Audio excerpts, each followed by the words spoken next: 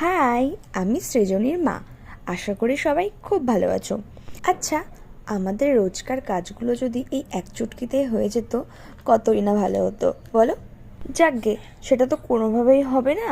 তাই আমাদের প্রত্যেকের নিজেদের কাজগুলো যখন নিজেকেই করতে হবে, ওইসবভাবে দুঃখ পেয়ে আর লাভ নেই। আজকে সকালের ওয়েদারটা বেশ ভালোই ছিল। দুপুরে আজ স্নান করতে বেশ দেরি হয়ে গিয়েছিল।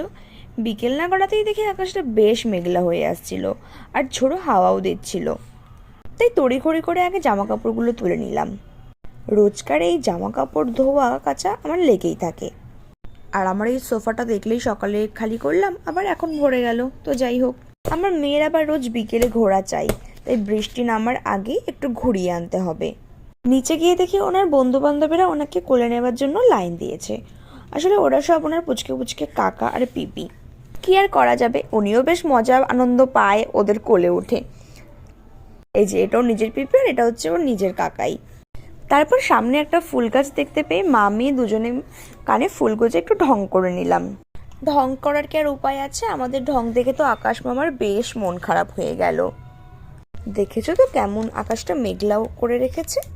এত মন খারাপ যে কেন করে জানি না। আকাশ মামার তো শুধু মন খারাপ করে থাকলেই হবে না, একটু কান্না করে তো দেখাতেও হবে যে উনি কতটা কাঁদতে পারে। আর এদিকে আমার মেয়েও জানলায় দাঁড়িয়ে আকাশ মামার কান্না দেখছিল আর মজা পাচ্ছিল। আর আমার কাছে হয়তো একটুখানি দুঃখ প্রকাশ করছিল আমার মেয়েও, যে আমাদের আজকের ঘোরাটা বুঝি বন্ধই হয়ে গেল, কি আর করা যাবে।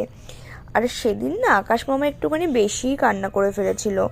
দেখতেই পাচ্ছ কতটা বৃষ্টি হচ্ছে, মুষলধারে বৃষ্টি হচ্ছিল। আর এখানকার আকাশটা দেখতে এত সুন্দর লাগছিল, কিন্তু কি আর করা যাবে, বেরোতে তো পারবো না আজকে এবারে আর।